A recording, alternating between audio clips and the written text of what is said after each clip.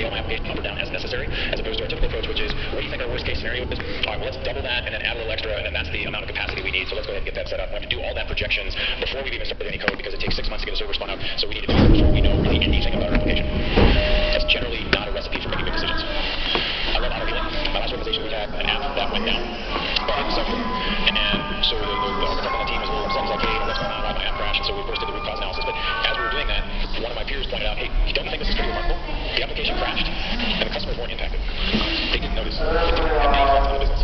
That's really powerful. Now, once you recognize those kind of things, it's a really big shift. In the past, and on our non-cloud-based stuff, if something like that would have happened, everybody would have noticed that. It would have been a very big deal. There would have been lots and lots of unhappy phone conversations. One of the things I had to really struggle with in my last company was getting people to understand that cloud ready is not a binary situation. This is not, flip a switch kind of a thing. It is a sliding scale. And obviously, the further along on that sort of scale, we can call it 12-factor compliance if you want, the more benefit we get from a cloud deployment. However, we still get benefit even if we're not 100% cloud native or on. So, of course, we get the better. But it's not a hard and fast part. Some people seem to think it is. この電車は臨海線特急各駅停車新木場行きです。次は10号。お出口は左側です。お客様にお願いします。車内では携帯電話をマナーモードに設定の上、ウルトラをご協力をお願いします。This is a Winter Line transport, East Line. The next station is Judo. The doors on the left side will open. Please take your mobile phone to silent mode and try to talk it on the phone.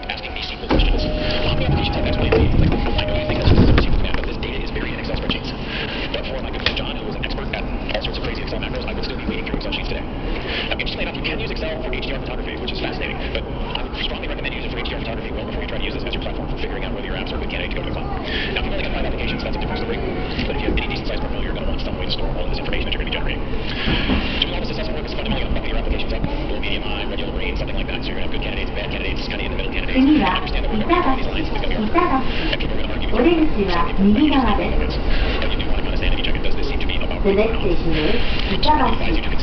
The doors on the right side will open. Is this something we're going to continue to invest in over the course of the next 3, 5, 10 years? Or is it going away in the next few months? I'd be very, very cautious with retirement. It's amazing to me how many applications are left as retired, but nobody knows when it's actually going to be retired. I run into an offer on these and I heard, oh, this application's going away. And you ask when, and it's like, well, sometime in the future. Is that 2 months? Is that 2 years? Is that never? I actually had this conversation with the person who's working. He said, yeah, Tony mentioned that. When I started the app I'm working on, it was called the Sunset. That was 25 years ago. I'm still working on that app now. It's amazing how often that happens in organizations. We want to get rid of it, but the business still has a reason to keep working. So I think it's going to be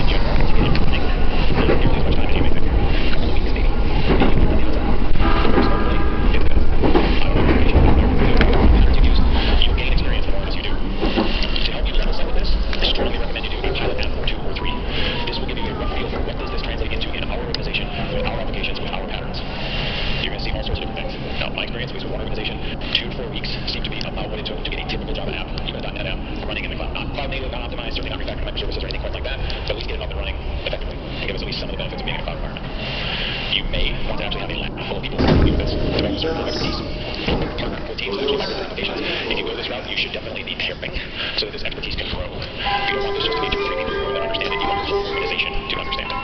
So at the end of this buying process, you're going to have essentially a roadmap. This is when we think we can move forward. Now, once you have a rough sense of what that looks like, we can start to have a conversation about whether or not everybody's happy with that. Some people have interesting incentives to either move faster or move slower.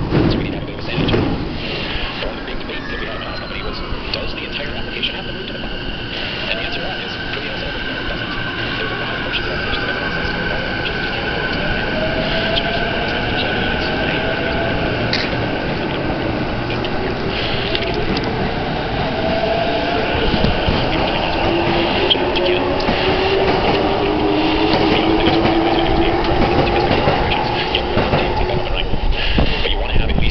sense of when do we think this can move, and then you start sharing that with management essentially and get their buy-in.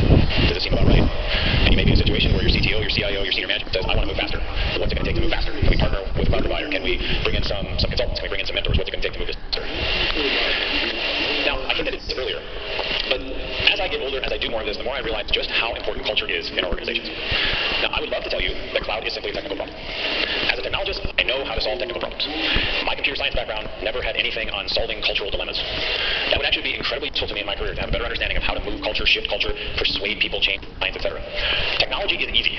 Technology is an easy problem to solve. It's easy to pick a framework, bring in a vendor, bring in a platform. It is much, much harder to change culture. Culture is where good ideas go to die. It is one of the hardest things for us to change in an organization.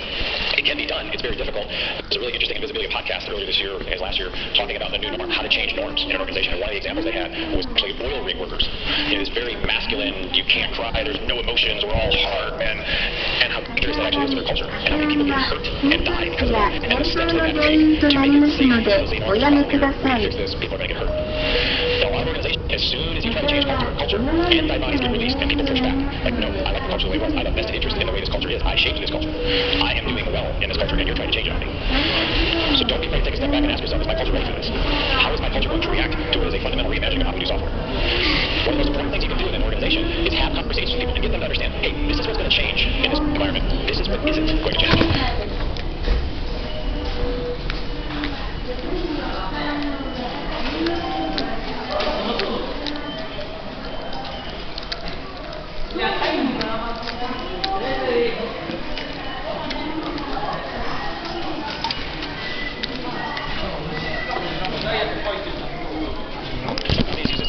To fully embrace their programming.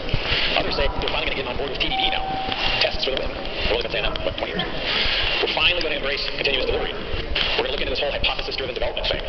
Maybe we're going to allow our developers to actually get work done by removing interruptions from their days. Maybe instead of having lots and meetings, talk about status and progress, we'll just have one meeting called the stand-up meeting. We'll do it in the morning, let everybody vent, get it over with, and then that's it for the day. Maybe we'll decide we want everybody to be together. Maybe we'll decide we want really strict work hours. Maybe we'll even decide that developers can use whatever technologies they want, provided they can live with it. That's what a lot of companies are doing today. You go ahead, you can use whatever technology you want, but by the way, you're the one that's going to get paged at 3 in the morning, so make a good decision. Now, which of these practices make sense for you and your organization? Depends. Depends on your company, depends on your appetite, depends on what your culture will accept. But you knew that.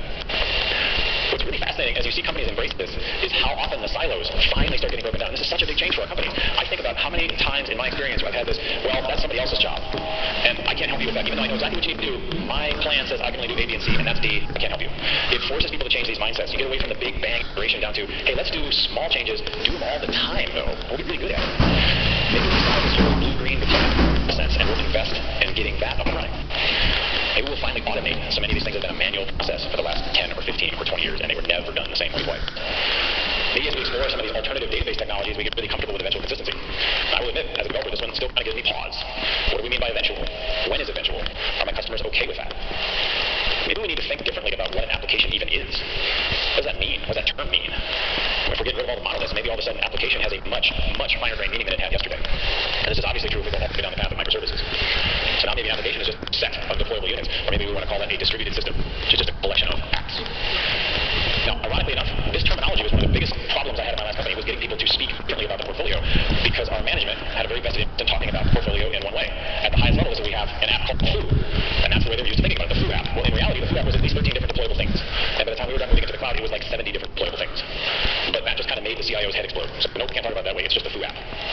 So you have to expect these kinds of challenges, that people are going to get caught up on seemingly trivial things like what we call an application. One of the hardest things you're going to have to deal with is changing the culture. And I wish I had a magic recipe for this. I wish I had, just a wand or I could snap my fingers and make it happen. It doesn't. It takes time. And one of the things that became very clear to me is you need to pick your battles. There are some things that matter a lot, and you should absolutely go to bat for them, and there's others that you can let by. 最近元気が出ないからね。そうそう。